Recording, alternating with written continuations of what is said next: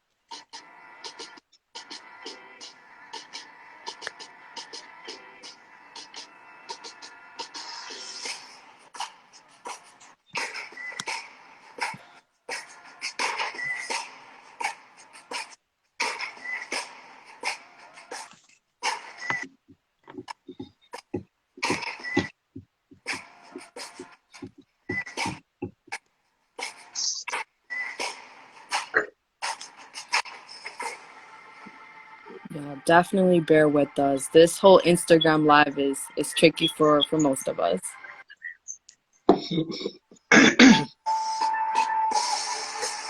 Hey, Yami, I see some of our people in the live. Nice to see y'all. And then Melissa, we got Melissa on here. Some of the tall members, I see y'all.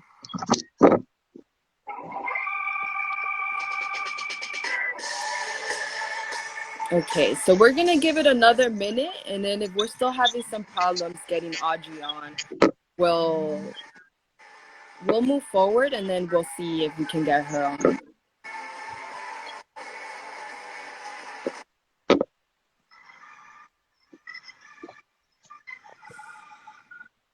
Okay, Sammy. I think you can get us started, Sammy, with just a brief introduction, and then we'll try to get Audrey on in a minute.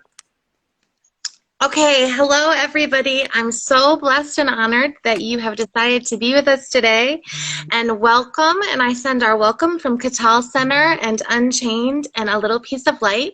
My name is Sammy Werkheiser, and I am an organizer and a legislative activist. I'm also a formerly incarcerated woman. So today's event is all about the less is more, right? And there's so much confusion when it comes to less is more. So as a formerly incarcerated person, even I, and being in this movement, I have questions about less is more. I attend meetings. I still have questions about less is more. So the thing is, as activists, we came together and we decided, what better than to come together and to really answer some of these questions that so many of us have. So that's what today is about. And I just want to thank Cattell Center, as well as Unchained, and also A Little Piece of Light for being just educators and helping people such as myself and helping us to learn what is parole going to look like now that this law is going to be in effect. So thank you so much for being here.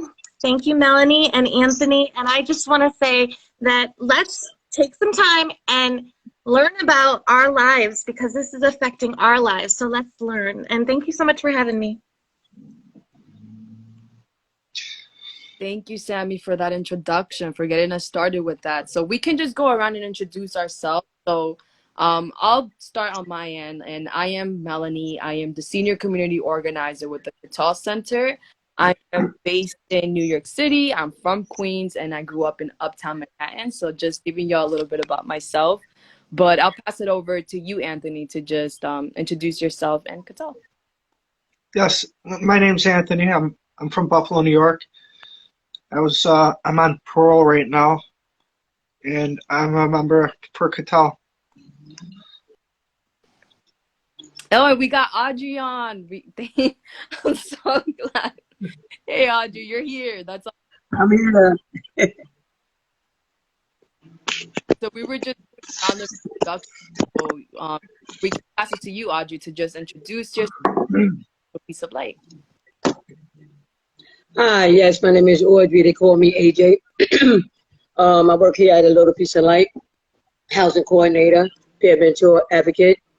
A Little Piece of Light empowers and facilitates healing for women and girls and gender fluid individuals who's directly impacted by trauma and involvement and in the criminal justice system. Led by formerly incarcerated and family members of incarcerated individuals, A Little Piece of Light mobilizes those that share their collective trauma incited by sexism, racism, violence, poverty, and the criminal justice system. That's lovely. Yes. And I know I kind of introduced myself, but I also want to just say I'm also representing A Little Piece of Light. A Little Piece of Light is an awesome organization, because what we do is we not only help people who are incarcerated right now, but we also help people who are in re-entry.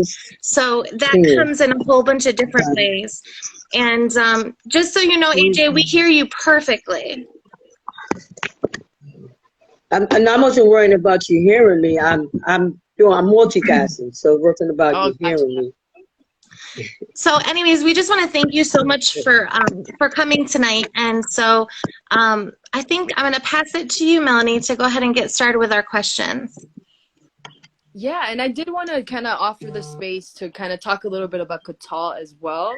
Before we get started, we are a community organization that works to strengthen the people, policies, and institutions that advance equity, health, and justice for everyone.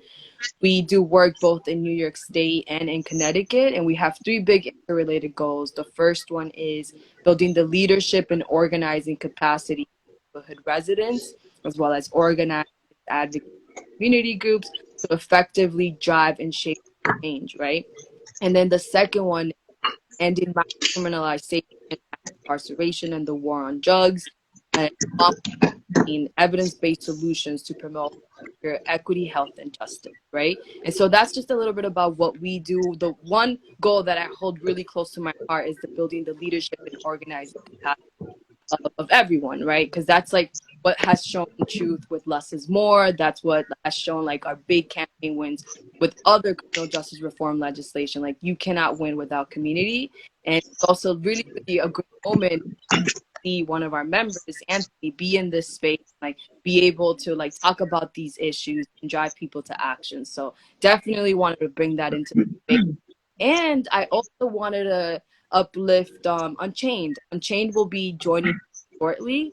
The reason why we're not on right now, all of us, is because Instagram is real tricky and they only allow for 4 speakers to be on at a time. So Emily, who is the co-founder and co-director of Unchained, along with her husband, Derek Singletary, will be joining us shortly. And just so you know, Unchained organizes and advocates to dismantle the carceral state and guarantee access to dynamic and culturally relevant education. And they invest in people that have been locked up by police and locked out of schools to build power and chart a path towards liberation, and by making racial and economic justice a reality. And so that's a little bit about Unchained. Definitely wanted to uplift them in the space, even though Emily, like I mentioned, Emily Singletary, the co-founder and co-executive director of Unchained, will be joining us shortly. And we can get started with the round of questions. And Sammy, I don't know if you wanted to ask the first question for Anthony. You can definitely take. So, Anthony, What is your actual, talk to us about what it is that you know about less is more.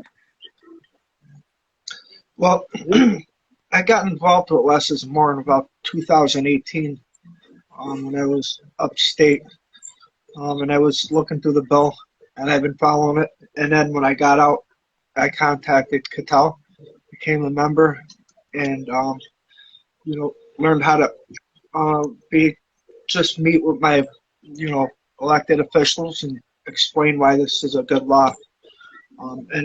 And it is, compared to the old system, this is going to be the best. It's going to give people a chance to really get ahead. Yeah, absolutely, Anthony. Thank you for that. And also, in addition, can you give us a little bit of an overview of what the problem has been with the parole system in New York State? Well, there's been a lot of problems. And one of the problems is people would go back to jail for being late on their curfew, and they'd go to jail for a pretty long time, a lengthy time, and that's or they might relapse or have a moment of use, and again they'll go to jail, and they parole is using prison as a rehabilitation center rather than letting people go out and do it out here where it's better in the community. I personally was violated on my parole for a technical violation and spent 22 months. And it's disruptive to families, and it's destabilizing our communities all over the place. And another problem was it was a really racist system too. I mean, in New York City, black and brown communities were 12 times more likely to get violated on their parole, and more than 3 times likely in the whole entire state. So there was a lot of elements that weren't fair and weren't really productive, and it was separating families a lot. Absolutely. And I think like you brought up a really important point, whereas like how intrusive the parole system really is, not to just one individual, but to the family, to the community. And what it does is that it really separates families, incarcerating people for these minor infractions, making it such a punitive system rather than one that actually helps people with their reentry process. It's horrific. And then the racial disparity that exists is even more horrifying. It shouldn't be like that. So I did want to bring you, AJ, into this to just talk a little bit more about like what the problem has been with the parole system, and how has it impacted your life. Well, me overall, because of my personal experience with being on parole, like today, and I've been home 23 years. First, let me say that, right? And it's 23 years later that the system is still the same, right? Being incarcerated for a violation, right? So I love the fact that I came home, I connected with Donna, in the beginning, I didn't connect because I didn't understand. And when I did, I realized what this work was about. And it's really about people who's being incarcerated for a violation and not a crime, right? So the parole justice system, what they're doing is throwing us in jail if we have violated a curfew or if we're using drugs. You know what I mean? Talking about minor things, not a new charge, a violation, right? So what I realized is that they never had a resource or any services to give us based on the violations. The only resource they felt they needed to give us is incarcerators based on what? You know what I'm saying? For violations, that's not a new crime. I understand. This Less is More bill is not about, freeing people that committed a crime, but letting people go that had not committed a crime, which is only and then on a technical violation. You know what I'm saying? And not a violation for a police contact with, again, not with a new charge, So I was a victim. you know, before I became a victimizer. I was a victim of all of that. I had a history of violating my parole, not with a new charge. I had a history of violating because I didn't like to go in, you know what I mean, and be scrutinized by them and them making me feel less than. Because let's not forget, right? We go in there to see the peoples, right, who's supposed to help us, who's supposed to give us the resources we need to get to where we needed to go. But when there's a lot of officers who doesn't do that, right? They don't do that part, right? So they're expecting us to know what to do after spending, and there's people that spend decades in jail, and they're expecting them to know how to come out here and swipe a Metro card and stuff like this. So the parole justice system, you know what I mean, created a lot of trauma, you know what I mean, for those who's just walking out the door and don't know how to do nothing, don't even have a clue in what it is to, like, literally go to the corner and get on a bus and know where they're going.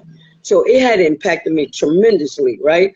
When I came home, yeah, I had my mother, but what about me being able to come out there and learning how to be a productive member of society? I didn't know how to do that because, first of all, you know what I mean, I didn't have the resources that I needed to get me there. You know, I'm going to put it out there for me personally, you know what I mean? I used drugs for many years. It wasn't by choice, you know what I'm saying? And my violation was based on dirty urines. That's what it was. What I needed help in the drug treatment area. Did they give it to me? No, right? What they did is put me in jail. You know what I'm saying?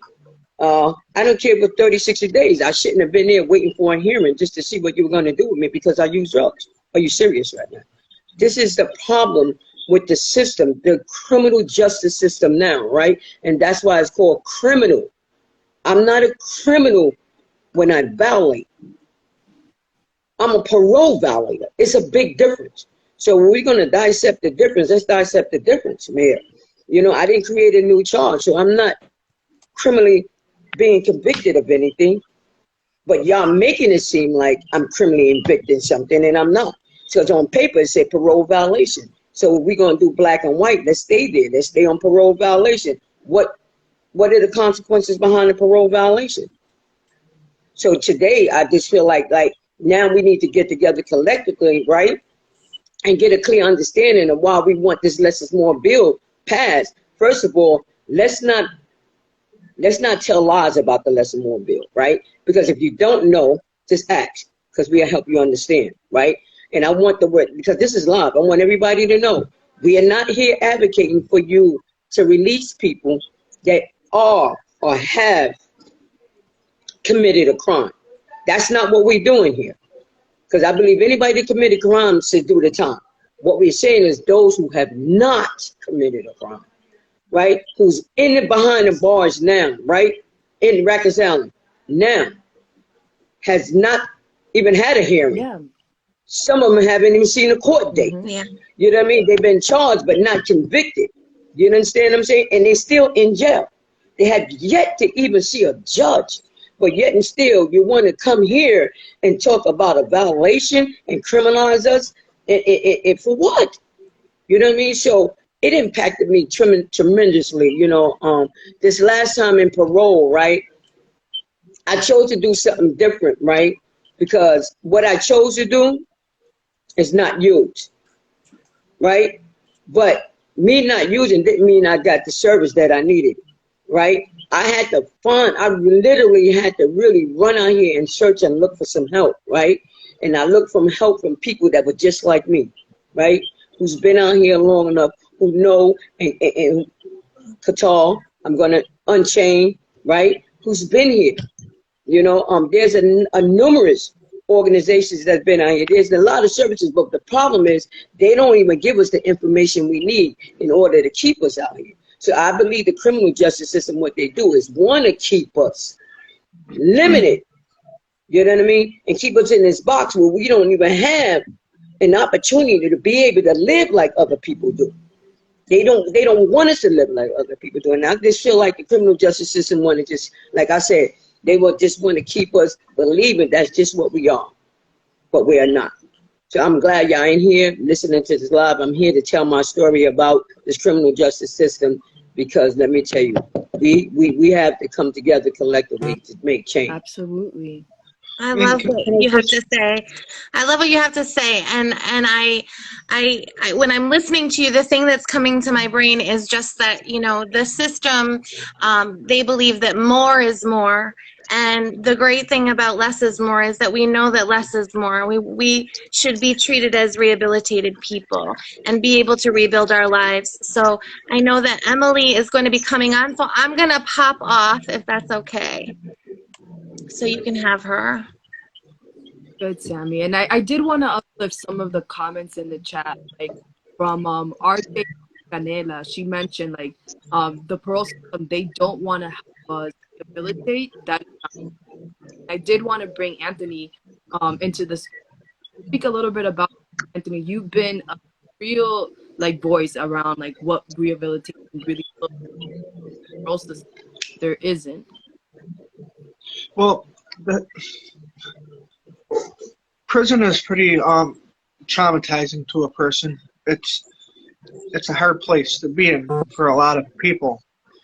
So with people with mental illness or mental health problems and substance abuse issues, sending somebody back to jail for long periods of time for dirty urines and stuff like that um, often traumatizes people more. And people use drugs not to really. A lot of people aren't getting high off of drugs, and there's a misconception in the world. A lot of people are using because they're dealing with a lot of trauma in their life, and that is the only way they think, or we think, because I'm a recovered addict as well, that we think that will cover this pain or our problems in life, and it's very tough to get out of that. So and it's not a place to rehabilitate people. So what happens is that when somebody relapses or has a moment of use, is instead of teaching them to build on that right there, um, you know, because relapse is part of recovery.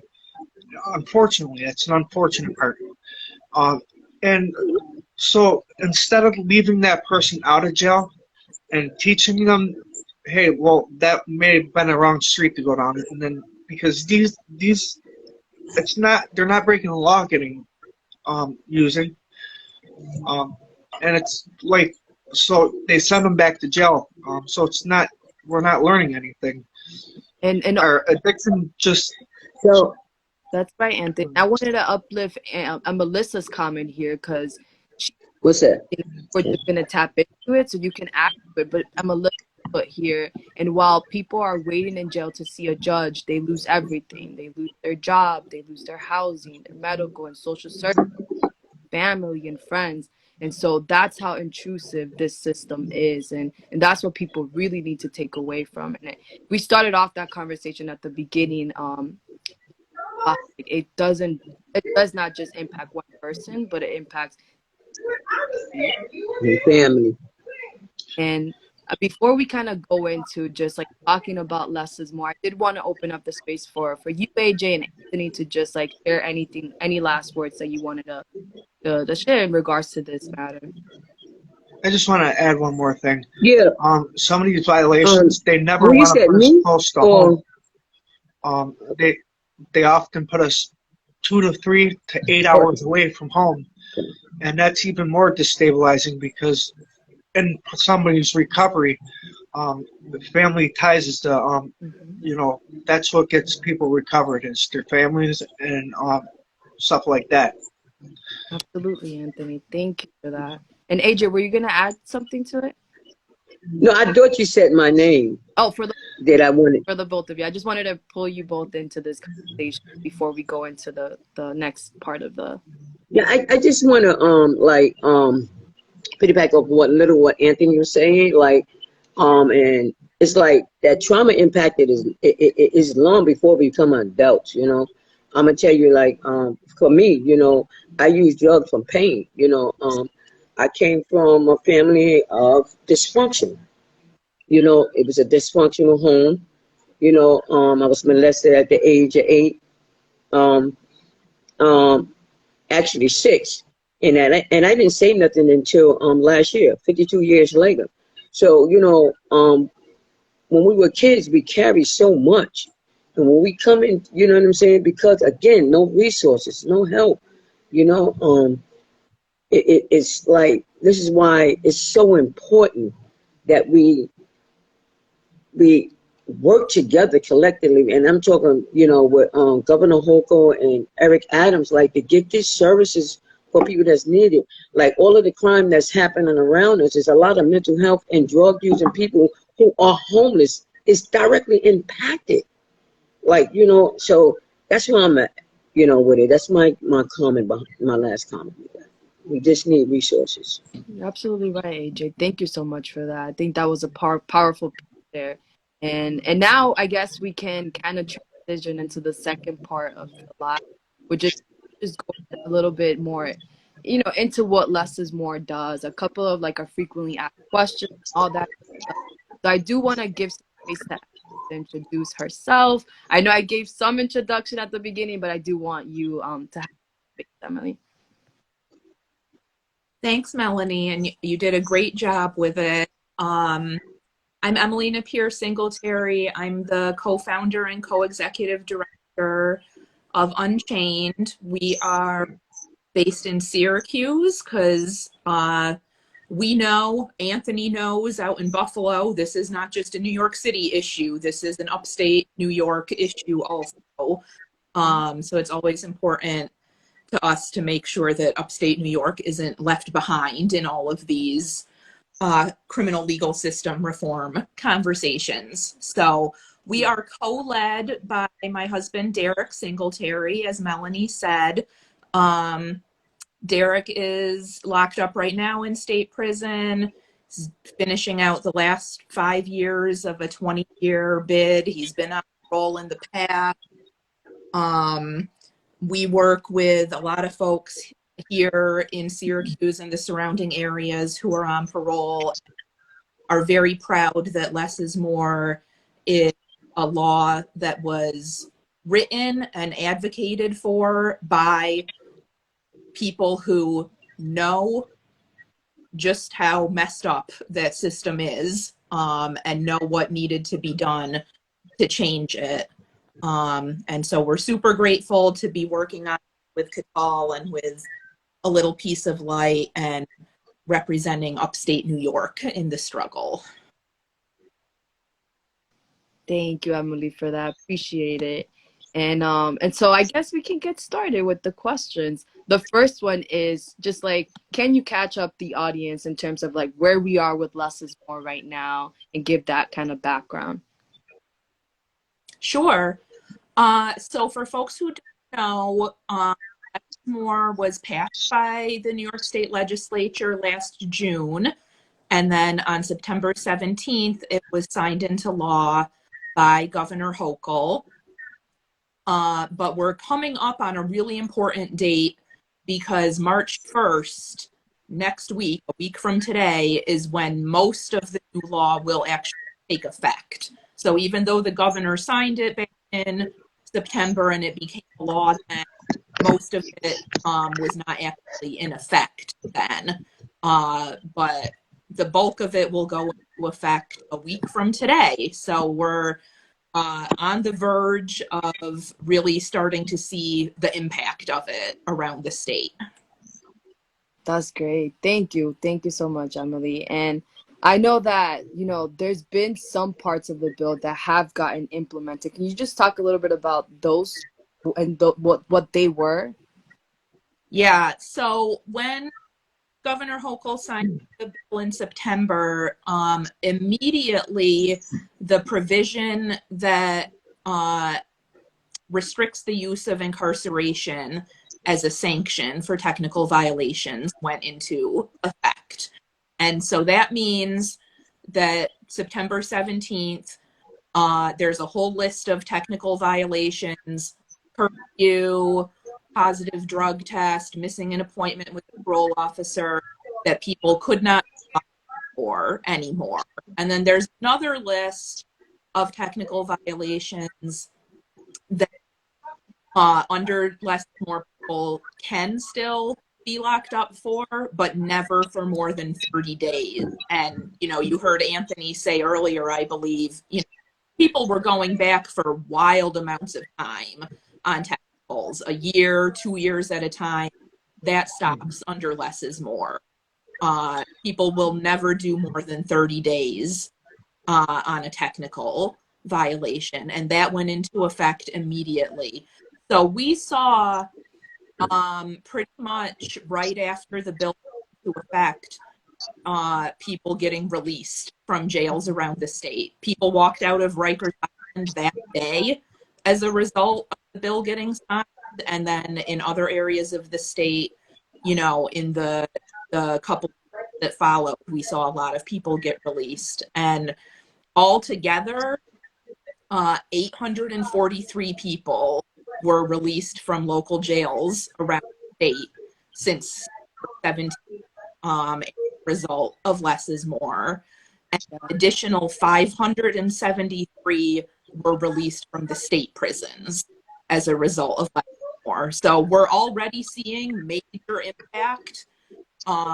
You know, well over 1,000 people who are home with their families where they belong, rather than in our jails and prisons as a direct result of less is more. That is incredible. That is definitely something to celebrate, take away from. And, you know, I just, you know, when you work on bills, when you work on legislations, you want to see that immediate impact. And that is like getting people out of these really, really harmful institutions. And so that's like incredible to just hear. Yeah. And then bringing it back to like, there was a whole conversation at the beginning that AJ and everyone else was just like leading on in terms of like, you know, new criminal charges and what that looks like with less is more. So like, how does less is more in New York apply to an individual who is on parole but in jail facing a new criminal charge? Yeah, so there are benefits under less is more for people on parole accused of any type of violation, whether it's a technical violation or whether it's a new crime. There are ways that people will benefit from it. So, you know, folks who are on parole or have been in the system know that under the old system, if you got picked up on a new charge and you were on parole, you were getting locked up and you were not going anywhere. There was an automatic parole hold put on you.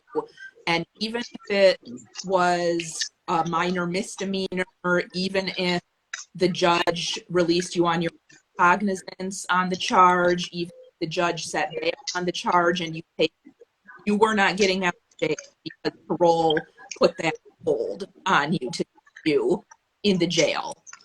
That is eliminated under less is more. Under less is more, if you are charged with a new crime while you're on parole, you're going to get called a recognizance hearing.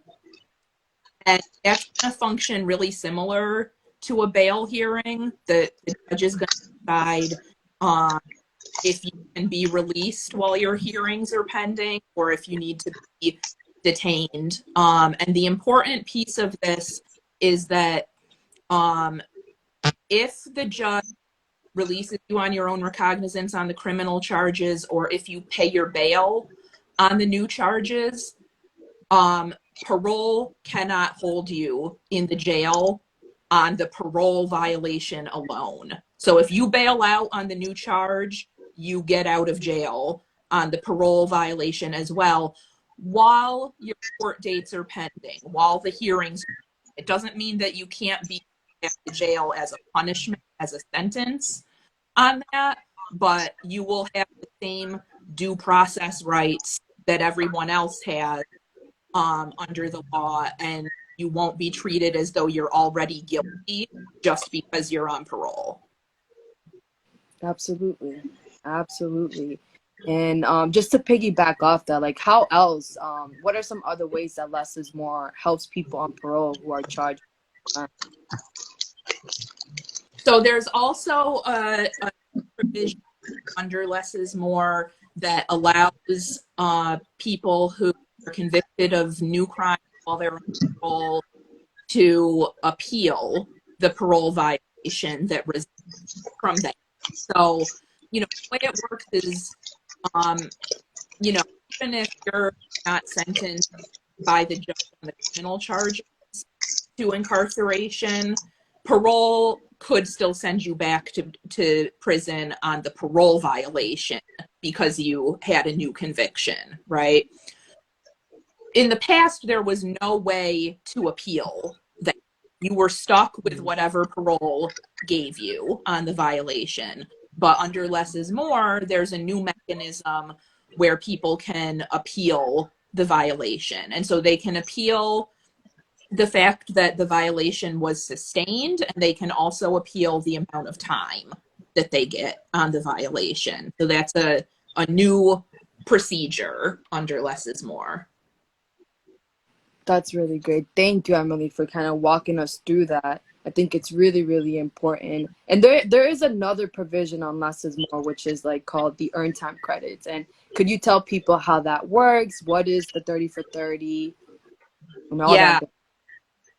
Yeah, I think a lot of people around the state call less is more the 30 for 30 bit. Yeah. Like that really caught on. People like this 30 for 30 idea. So this like really flips parole on its head, right?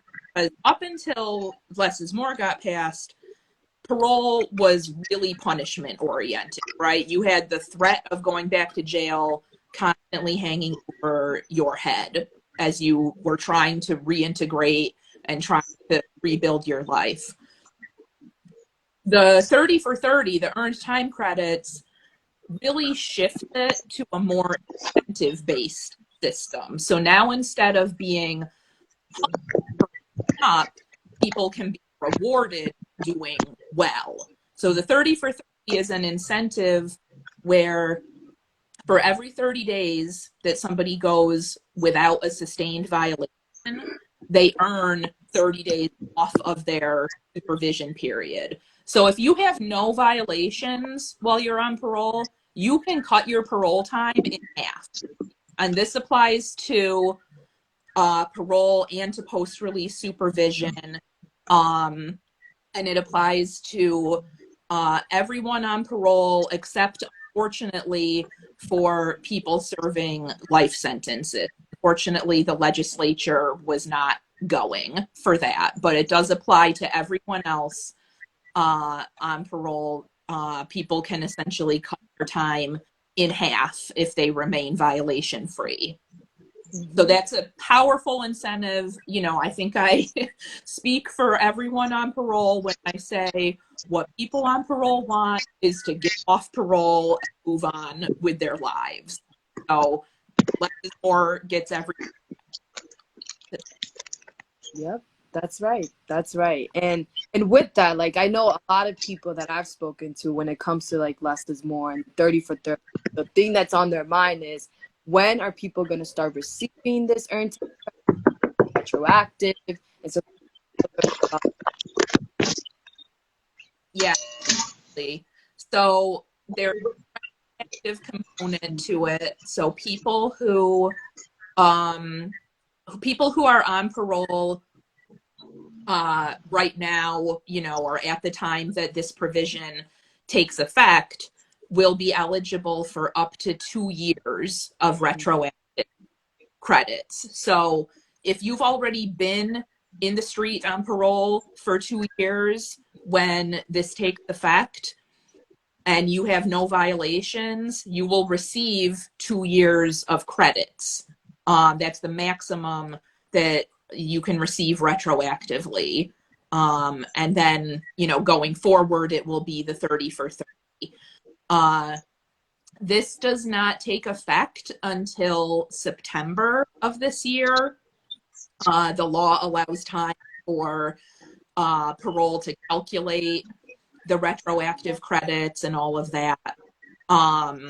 So it technically does not take effect until September, although Docs Parole has stated that they'll be done with their calculation in April. And so we're pushing really hard, and there's ways for people to get involved. I'll talk about at the end to join the fight to make sure that this does get implemented sooner. There's no reason to wait to start doing the 30 for 30. They're going to be done with their calculations in April. Let's get it done then.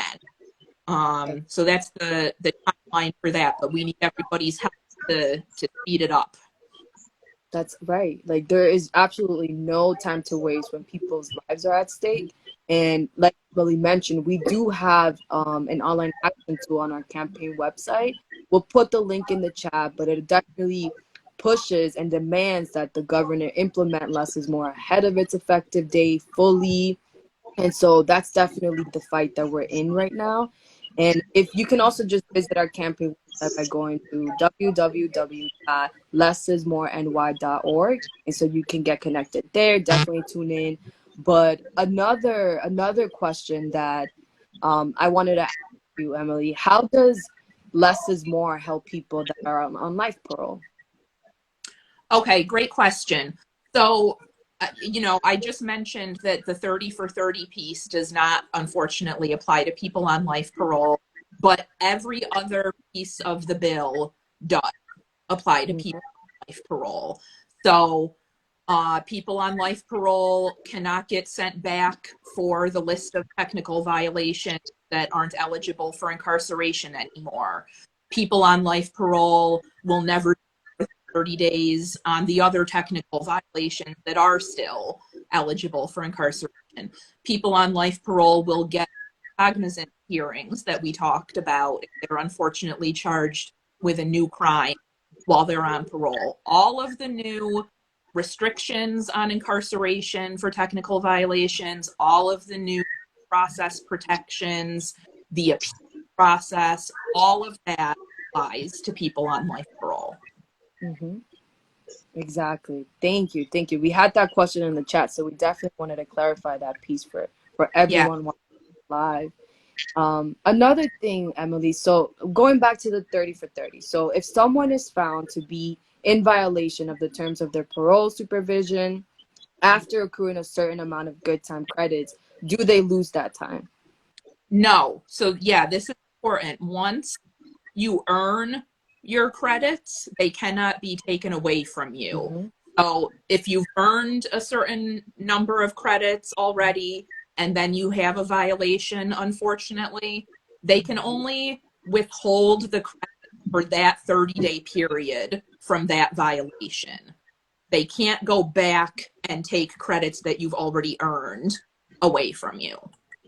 Absolutely.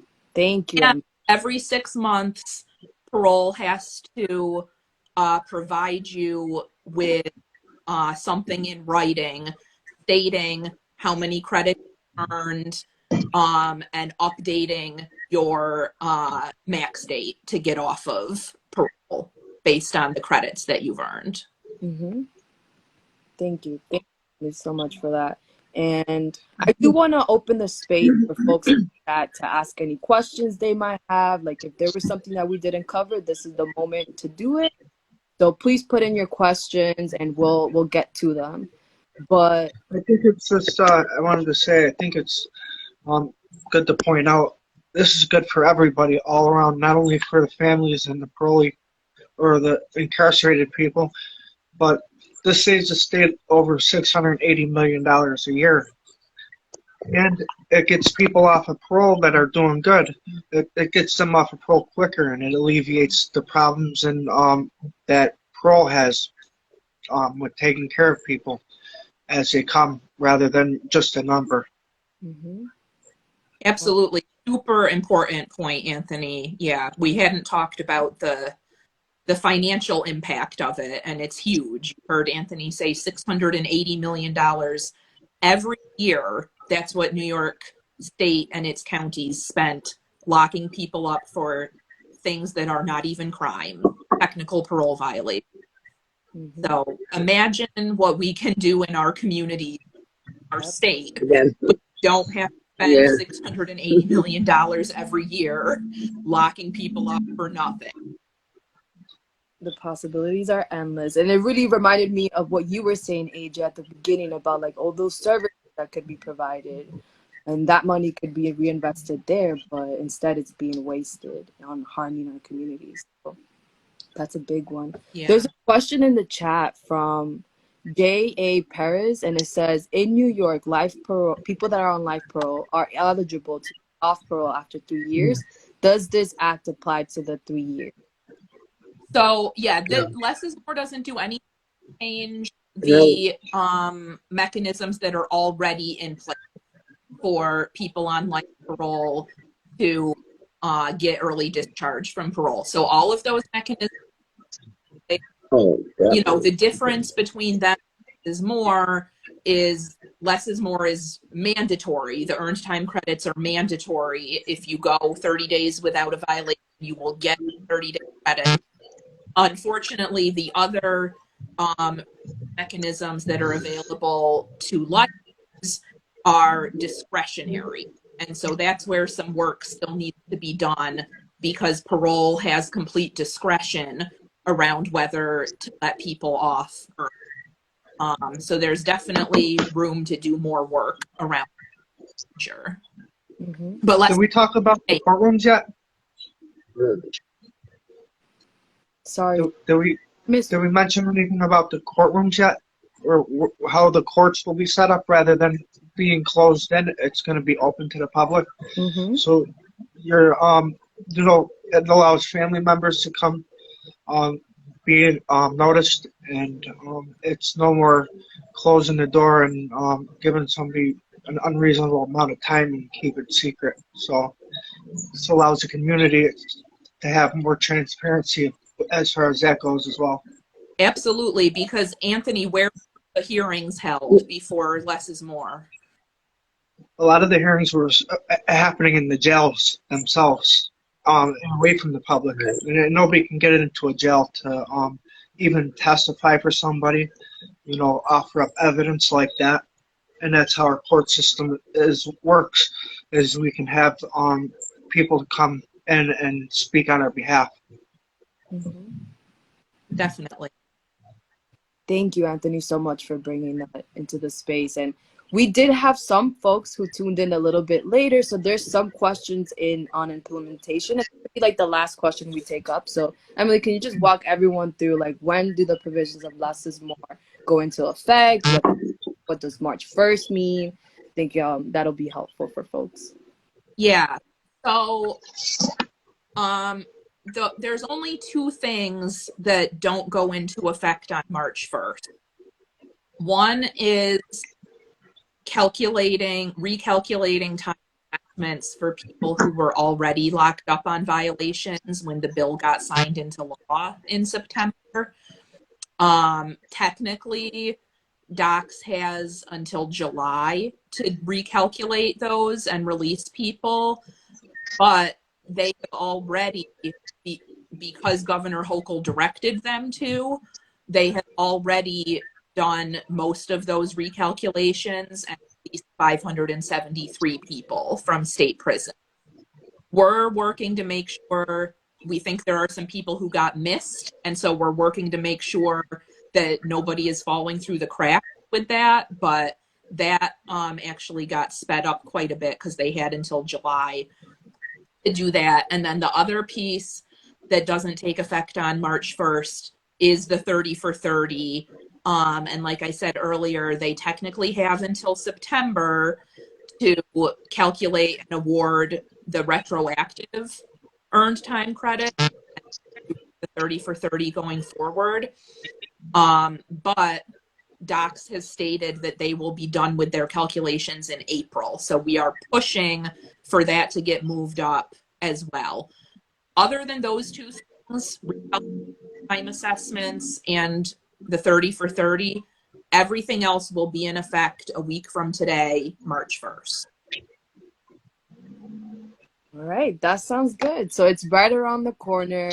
Definitely be on the lookout for it. And one thing that I did want to leave people off with is just like, definitely tune into our campaign website. You're going to get all these updates as we go.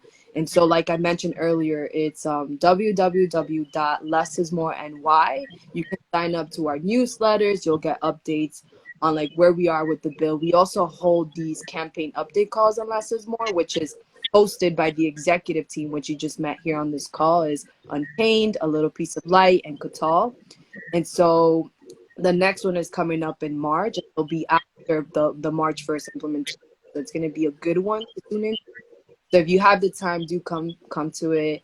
And then, like I mentioned earlier, we have the online action tool to push Governor Hochul to immediately implement Less is More. That's another big one. Take it home with you. Share it with your family members, loved ones, everyone. And then another thing that I did want to kind of offer out there is that we do Less is More near house parties that you can kind of bring in your families, your loved ones, your peers to talk about these issues and learn about Less is More.